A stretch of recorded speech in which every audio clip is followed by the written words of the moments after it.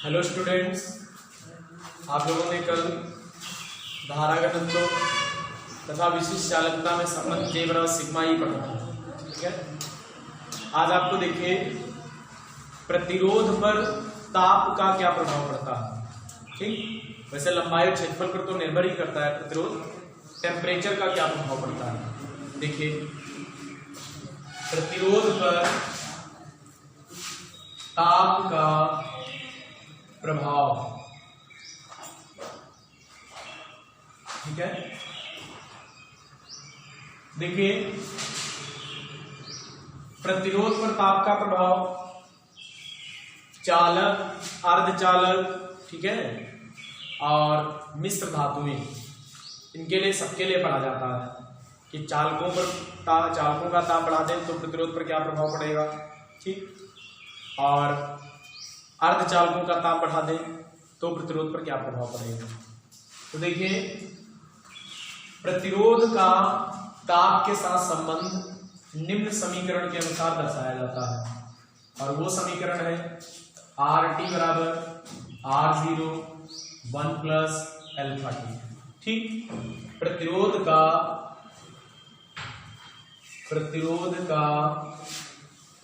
ताप के साथ संबंध निम्न समीकरण द्वारा प्रदर्शित किया जाता है।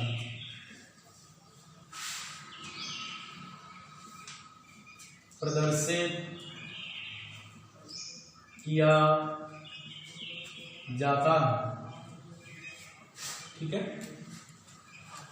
RT बराबर R0 1 प्लस अल्फा टी। अब इनके पहले मतलब समझ लो कौन क्या है। जहां RT बराबर है, या R0 से स्टार्ट कर ले, R0 बराबर है 0 डिग्री सेंटीग्रेड पर प्रतिरोध, मतलब किसी चालक का 0 डिग्री सेंटीग्रेड पर प्रतिरोध R0 है। ठीक, RT क्या है, T डिग्री सेंटीग्रेड पर प्रतिरोध, ठीक है। और अल्फा क्या है, अल्फा आपका है, इसको बोला जाता है प्रतिरोध ताप गुणांक।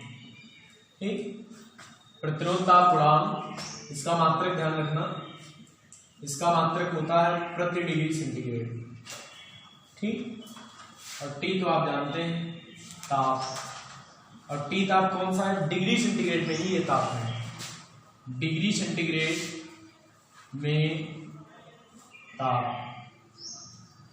R0 0 डिग्री सेंटीग्रेड पर प्रतिरोध है, RT T डिग्री सेंटीग्रेड पर प्रतिरोध है, अल्फा प्रतिरोध ताप गुणांक है जिसका मात्रक प्रति डिग्री सेंटीग्रेड है, और T डिग्री सेंटीग्रेड में क्या है, टेम्परेचर है।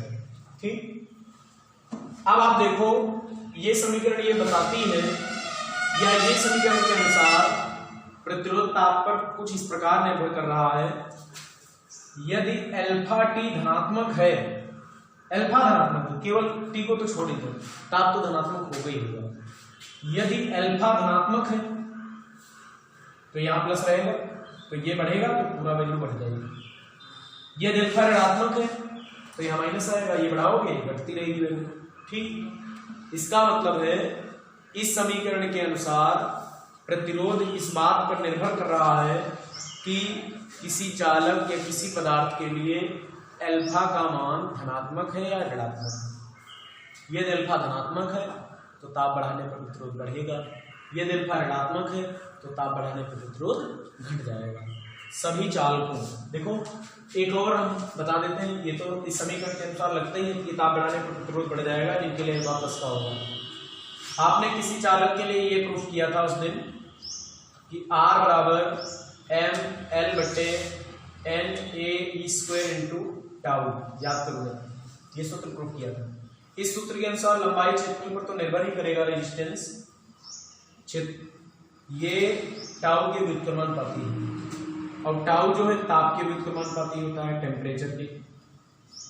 ताप बढ़ाने पर श्रांति काल घटता है, श्रांति काल घटेगा तो प्रतिरोध बढ़ जाएगा। इसका मतलब ताप बढ़ाने पर प्रतिरोध बढ़ता है। ये तो हमें बात चालकों के लिए पहले से मालूम थी कि चालकों का यदि हम टेम्परेचर बढ़ाएंगे तो उनका प्रतिरोध बढ़ जाएगा, ये तो अलग बात है। आज इस समीकरण से भी समझ लो। देखिए चालकों के लिए, चालकों तथा चालकों में सभी धातुएं चालक हैं, ठीक, जैसे तांबा, एल्युमिनियम, लोहा, ये सभी चालक धातुएं हैं। तो चालकों के लिए, ठीक, चालकों ब्रैकेट में जैसे तांबा ऐसे लिखे थे, कॉपर है CuAl, Ag, तथा मिश्र धातु,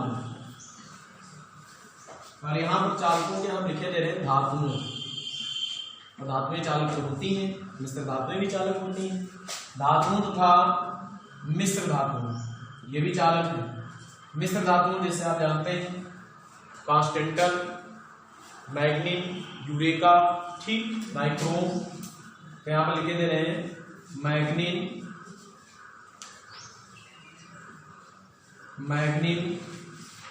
कॉन्स्टेंटल, यूरेका, धातुओं तथा मिश्र धातुएं, धातुएं भी चालक, मिश्र धातुएं भी चालक। तो सीधा सीधा चालकों के लिए हो गया, के लिए अल्फा धनात्मक होता है, अल्फा धनात्मक होता है, अतः ताप बढ़ाने पर इनका प्रतिरोध बढ़ता है। ताप बढ़ाओगे तो इनका प्रतिरोध क्या हो जाएगा, बढ़ जाएगा। यहाँ पर लिख देंगे अतः ताप बढ़ाने पर इनका प्रतिरोध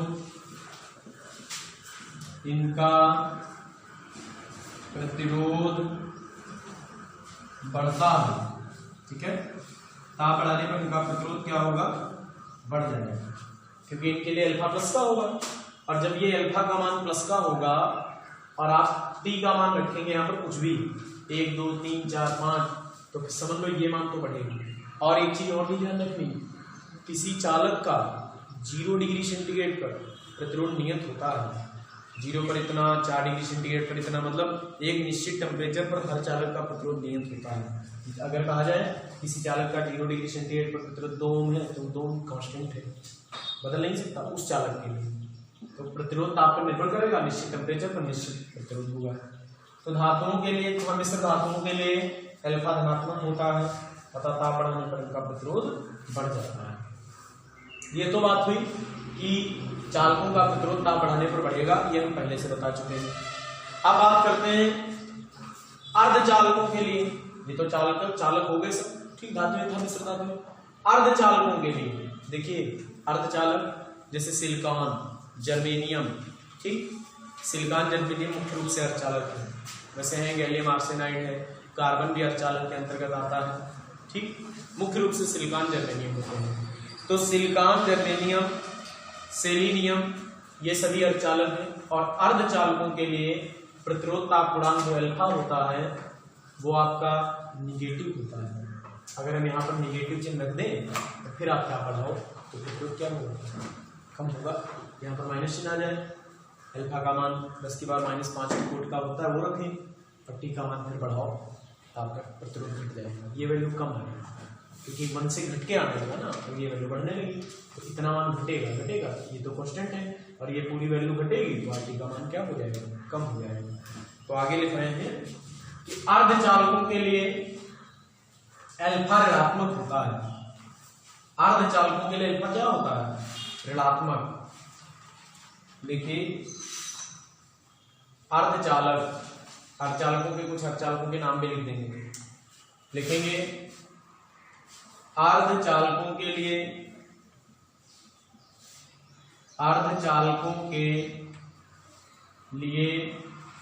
अल्फा ऋणात्मक होता है, अतः ताप बढ़ाने पर। और अर्धचालकों के नाम भी लिख लो, कुछ अर्धचालक जैसे सेमीकंडक्टर में यहाँ लिखे दे रहे हैं अर्धचालक, ठीक, लिख लेना silicon, SI, germanium, selenium, gallium arsenide, ये सभी अर्धचालक हैं। ये एक नहीं है गैलियम आर्सेनाइड, इनके नाम लिख लेना। अर्धचालकों के लिए अल्फा ऋणात्मक होता है, अतः ताप बढ़ाने पर इनका प्रतिरोध घटता है, ताप बढ़ाने पर उनका प्रतिरोध घटता है। अर्धचालकों का ताप बढ़ाने पर प्रतिरोध क्या होगा, घट जाएगा। आपसे कभी कभी विकल्पी में क्वेश्चन पूछे जाते हैं, जर्मेनियम तथा एल्यूमिनियम ठीक को ठंडा किया जाता है, मतलब जर्मेनियम को भी ठंडा किया जाता है और एल्यूमिनियम को भी ठंडा किया जाता है ठीक। को ठंडा करने पर, ठंडा करने का मतलब जैसे सामान्य टेम्परेचर है 25-30 होगा ठीक, और दोनों को ठंडा कर दिया जाए, कहा जाए 250 केल्विन तक ठंडा किया गया, या हाँ 250 केल्विन तक ठंडा किया गया ठीक। अच्छा 250 अगर हम देखें केल्विन में तो माइनस में टेम्परेचर पहुंच जाएगा डिग्री सेंटीग्रेड, तो दोनों को मान लो 280 केल्विन तक ठंडा किया गया। अगर हम दोनों को 280 केल्विन तक ठंडा करें या कुछ ना लिखें, केवल ठंडा करने पर उनके प्रतिरोध पर क्या प्रभाव पड़ेगा, उनके प्रतिरोध पर क्या प्रभाव पड़ेगा, क्या प्रभाव पड़ेगा आप सोचो जरा। जर्मेनियम देखो, जर्मेनियम जो है क्या है आपका अर्धचालक है कि नहीं, और एल्यूमिनियम क्या है, ये चालक है ठीक। तो आपने क्या पढ़ा कि ताप बढ़ाने पर चालकों का प्रतिरोध बढ़ता है और अर्धचालकों का घटता है, लेकिन यहाँ क्या है, ताप कम किया जा रहा है, ठंडा किया जा रहा है, तो ताप कम करने पर अर्धचालकों का प्रतिरोध बढ़ेगा, चालकों का घटेगा। उल्टी बात पूछी, बिल्कुल जो हमने पढ़ा है उसके अनुसार ऐसा है कि ताप बढ़ाने पर चालकों का प्रतिरोध क्या है, बढ़ रहा है ठीक, और अर्धचालकों का प्रतिरोध घट रहा है। लेकिन अगर ताप कम करें तो अर्धचालकों का बढ़ेगा और चालकों का घट जाएगा। तो ताप ठंडा करने पर जर्मेनियम अर्धचालक है, इसलिए इसका प्रतिरोध क्या होगा, प्रतिरोध बढ़ेगा, और इसका प्रतिरोध क्या होगा, ये चालक है, चालक धातु है, धातुओं के लिए धनात्मक होता है, तो ताप कम करेंगे प्रतिरोध कम हो जाएगा, तो इसका प्रतिरोध जो है घटेगा ठीक। बात ये जो सेमीकंडक्टर होते हैं उनमें इलेक्ट्रॉन और प्रोटॉन पाए जाते हैं, आपको बता दें ऐसे, और जब हम टेम्परेचर कम करते हैं ना, या टेम्परेचर जब उनका बढ़ाते हैं तो उसमें इलेक्ट्रॉन प्रोटॉन उत्पन्न होने लगते हैं, इसलिए ज्यादा आवेश वाहक हो जाते हैं, इसलिए उनका प्रतिरोध जो है घट जाता है। अर्धचालकों का ताप बढ़ाने पर प्रतिरोध घटता है, चालकों का बढ़ता है। यहाँ पर हम दोनों का कम कर रहे हैं, तो कम करने पर इसका प्रतिरोध बढ़ जाएगा और इसका प्रतिरोध घट जाएगा ठीक। तो ये चीजें आप ध्यान रखेंगे। तो प्रतिरोध का प्रभाव हो गया, प्रतिरोध पर प्रभाव पड़ा किसका, ताप का। अच्छा जब ताप का प्रतिरोध पर प्रभाव है तो विशिष्ट प्रतिरोध पर भी कुछ प्रभाव पड़ेगा। विशिष्ट प्रतिरोध पर क्या प्रभाव पड़ेगा, देखिए आगे आपका रहेगा कि नेक्स्ट हेडिंग रहेगी कि विशिष्ट प्रतिरोध पर ताप का प्रभाव। अच्छा विशिष्ट प्रतिरोध पर ताप का क्या प्रभाव पड़ेगा, समझिए जरा। आप लोग जरा ध्यान दो कि उस दिन आपने पढ़ा था आर बराबर, आपने प्रतिरोध आर पढ़ा था, क्या पढ़ा था, आर बराबर था ml बटे Na स्क्वायर इंटू टाउ, था कि नहीं। आर बराबर था ml बटे Na square into tau.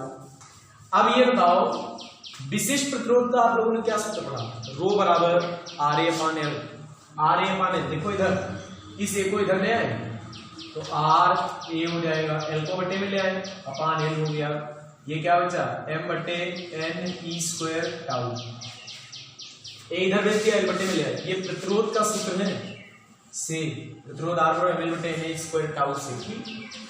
RA बटे L क्या बन गया बताओ, क्योंकि RA बटे L किसके बराबर है, RA बटे L बराबर है रो के, इसलिए आपका रो बराबर हो जाएगा M बटे N स्क्वायर इंटू टाउ हो जाएगा। तो यहां से E और M सार्वत्रिक नियतांक है ठीक, और आयतन अगर निश्चित रखें और टेम्परेचर को देख लें तो हमारा M जो है ये भी कांस्टेंट ही रहेगा, इनको कांस्टेंट मान लें। तो रो टाउ के व्युत्क्रमानुपाती ठीक, रो विशिष्ट प्रतिरोध श्रांत काल के व्युत्क्रमण, इन सबको कांस्टेंट माने जा रहे हैं ठीक। mne²। एकांक आयतन में मुक्त इलेक्ट्रॉनों की संख्या नियत मान ली। तो रो व्युत्क्रमानुपाती क्या है, टाउ। और टाउ किसके भी समानुपाती होता है, ताप की। अभी बताया था, ताप बढ़ाने पर टाउ व्युत्क्रमानुपाती ताप के होता है। ताप बढ़ाने पर शांतिकाल घटता है। शांतिकाल किसे कहते हैं, दो टक्करों के बीच लगा समय। और जब टेम्परेचर बढ़ा दोगे तो टक्करें जल्दी जल्दी होने लगेगी, जल्दी जल्दी होंगी तो टाउ घटेगा। टाउ घटेगा मतलब ताप बढ़ाया तो टाउ घट गया, शांतिकाल घट गई। तो शांतिकाल घट गया तो विशिष्ट प्रतिरोध आपका बढ़ जाएगा।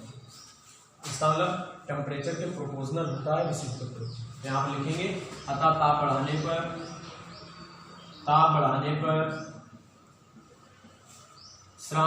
या ऐसे लिख दो, ताप बढ़ाने पर, क्योंकि ताप बढ़ाने पर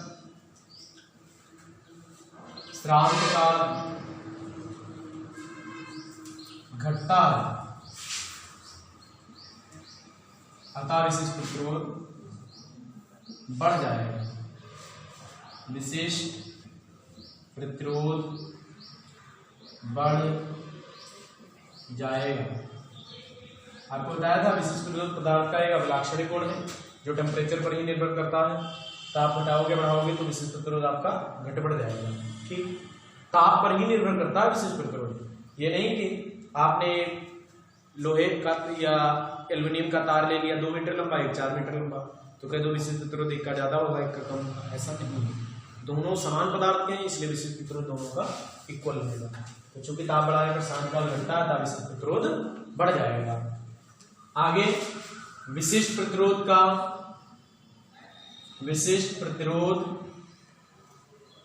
का ताप के साथ संबंध निम्न समीकरण द्वारा प्रदर्शित किया जाता है। आपने प्रतिरोध की इक्वेशन पढ़ी थी, क्या पढ़ी थी, RT बराबर R0 1 + अल्फा t। यहां पर विशिष्ट प्रतिरोध 0 डिग्री सेंटीग्रेड पर ρ0, T डिग्री सेंटीग्रेड पर ρT और ρT बराबर ρ0 1 + आपका निकल कर आएगा अल्फा। जिस प्रकार से प्रतिरोध ताप के साथ संबंध होता है उसका, उसी प्रकार से विशिष्ट प्रतिरोध का भी ताप के साथ संबंध है।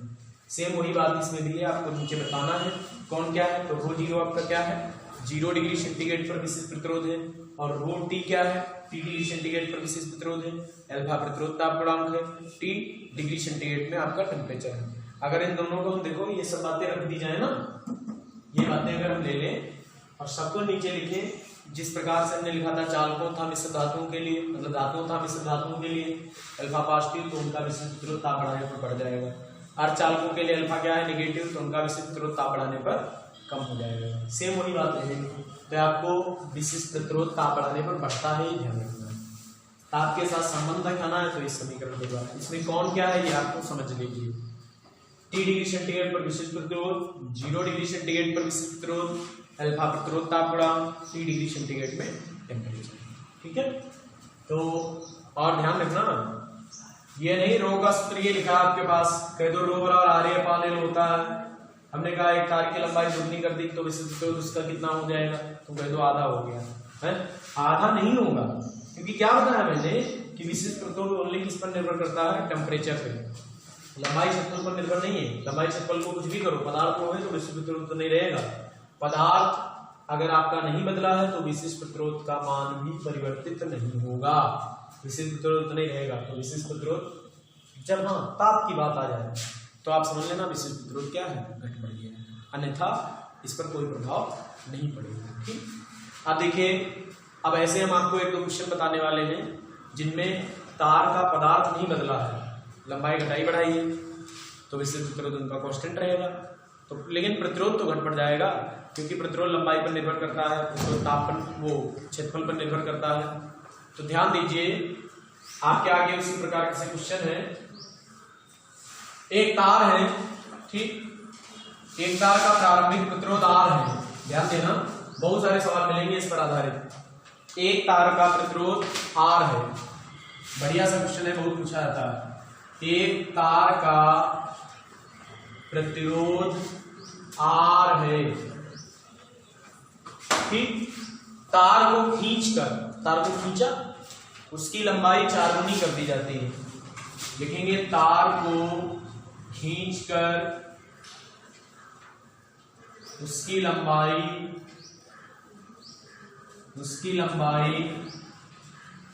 4 गुनी कर दी जाती है, 4 गुनी कर दी जाती है। एक तार है आपके पास, किसी भी मेटल का और उसका रेजिस्टेंस R है, उसको हमने खींचा और ठीक उसी तार को खींचकर उसकी लंबाई कितने गुना कर दी? 2 गुना। अच्छा, ये नहीं कि जैसे एक तार है कि तो ये एक वायर है और इसमें एक ऐसे मोटा और वायर जोड़ दें, लंबाई तो दुगनी हुई, लेकिन उस तार को खींचकर लंबाई दुगनी नहीं हुई है।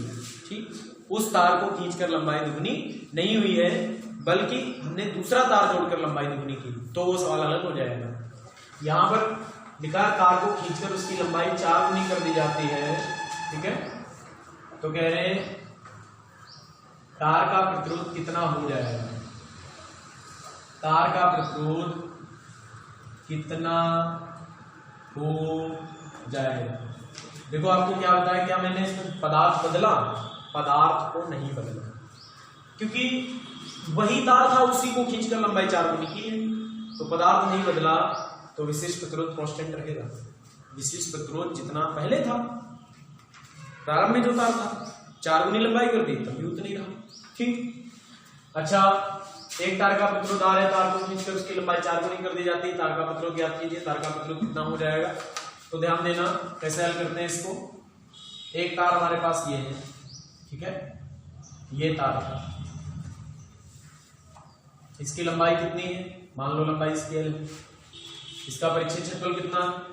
इसकी लंबाई प्रारंभिक लंबाई L1 बराबर L मान लो, इसका परिच्छेद क्षेत्रफल A1 बराबर क्या मान लें? A, और इसका प्रतिरोध R1 मान लो, प्रतिरोध R1 यहाँ पर फिलहाल दिया है R1 बराबर, चलो लिख लेते हैं, ना दिया हो तो R1 मान लेंगे। ठीक, बाद में इसकी लंबाई आपने खींचा, इसको कितने गुनी लंबाई कर दी? लंबाई इसकी L2 जो है 4 गुना कर दी, तो प्रारंभिक लंबाई अगर L हो तो बाद वाली लंबाई 4L हो जाएगी। क्षेत्रफल इसका मालूम नहीं, क्षेत्रफल कितना हो गया? A2। ठीक, और इसका प्रतिरोध R2 जो आपसे पूछा गया, मान लो ये भी नहीं है, ऐसी स्थिति वो बाद में लिख लेंगे कि हमें प्रारंभिक प्रतिरोध R दिया है, तो क्या आगे लिखना है? प्रारंभिक प्रतिरोध R1 ही दिया है। ठीक, एक तार का प्रतिरोध R है, तार को खींचकर उसकी लंबाई 4 गुनी कर दी गई, तो प्रतिरोध कितना हो जाएगा? मान लीजिए तार की प्रारंभिक लंबाई L1 बराबर L और बाद में तार को खींचा, उसकी लंबाई 4L कर दी। ठीक है, तो क्षेत्रफल पहले A1 बराबर मान लो A और बाद में क्षेत्रफल A2 बराबर A2 हो गया, ये भी नहीं मालूम कितना हो गया।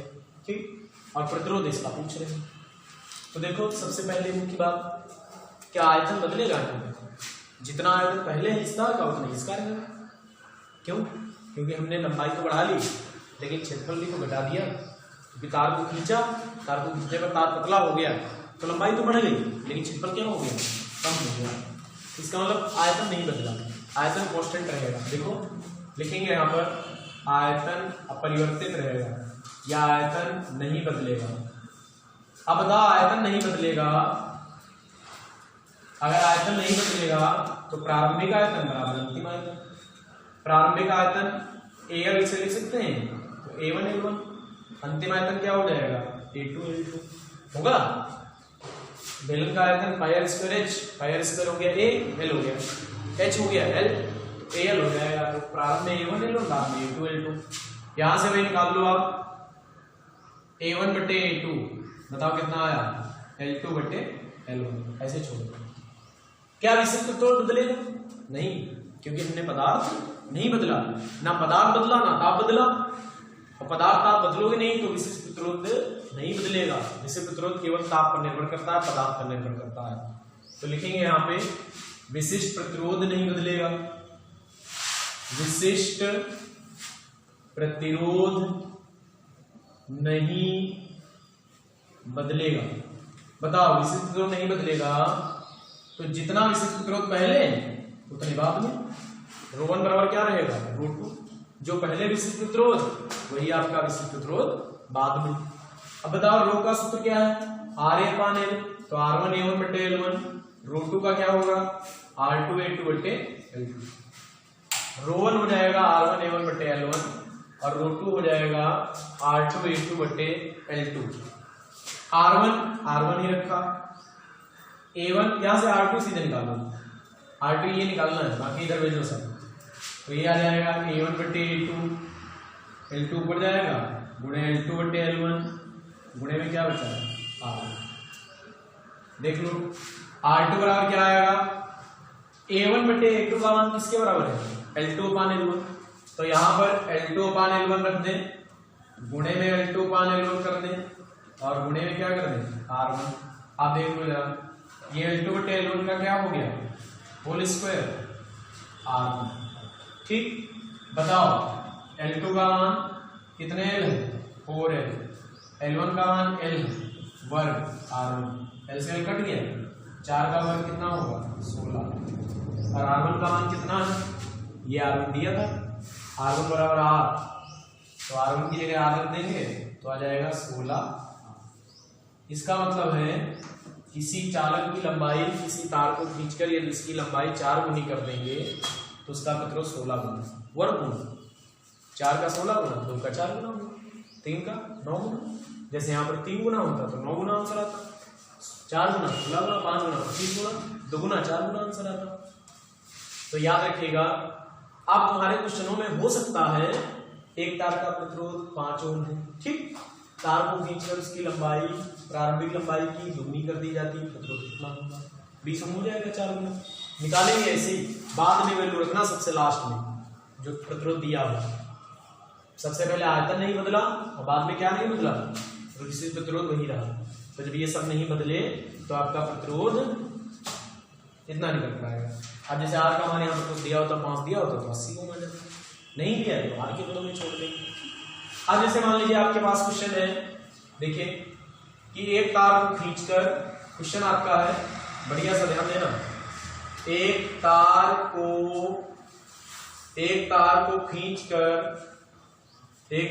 खींचकर उसकी लंबाई n गुनी कर दी जाती है। समझिए, एक तार है, एक तार को खींचकर उसकी लंबाई n गुनी कर दी जाती है, प्रतिरोध कितने गुना हो जाएगा, प्रतिरोध कितने गुना हो जाएगा, ठीक है, समझो जरा। अभी आपने पढ़ा जब लंबाई 4 गुना की तो प्रतिरोध कितने गुना हुआ 16, 4 स्क्वायर गुना। अब लंबाई n गुनी करोगे तो कितने गुना हो जाएगा n स्क्वायर गुना। एक तार की लंबाई, प्रारंभिक लंबाई L1 बराबर L रही, क्षेत्रफल A1 बराबर A रहा, प्रतिरोध R1 रहा। बाद में लंबाई कितने गुना हो गई n गुना, NL रख सकते हैं, n गुनी हो गई, प्रतिरोध आपका R2 पूछ रहा है, क्षेत्रफल मान लो कितना हो गया A2, आयतन नहीं बदलेगा तो वही बात, इतनी तो वही लिखनी, A1 L1 बराबर A2 L2, A1 बटे A2 बराबर L2 बटे L1। इससे तो तुरंत नहीं बदलेगा क्योंकि तार वही रहा, A1 बराबर A2, यहाँ से R1 A1 बटे L1 बराबर R2 A2 बटे क्या हो जाएगा L2। R2 का मान निकाल ले, A1 बटे A2 L2 बटे L1 गुणे R1, L2 बटे L1 का होल स्क्वायर हो जाएगा। अब देखो L2 का मान कितना है बताइए, R2 बराबर L2 का मान है NL बटे N का होल स्क्वायर, NL बटे L का होल स्क्वायर, R1 L से L कट गया तो क्या आया N स्क्वायर आया। यदि हम किसी तार की लंबाई N गुनी कर देंगे तो उसका जो प्रतिरोध होगा वो आपका N स्क्वायर गुना हो जाएगा, ठीक है। ये तो बात हुई आपकी कि लंबाई बढ़ाने पर प्रतिरोध पर क्या इफेक्ट पड़ता है। लंबाई उसी तार को खींचकर यदि 2 गुनी 4 गुनी करेंगे तो प्रतिरोध जो होगा वो वर्ग गुना हो जाएगा, ठीक है।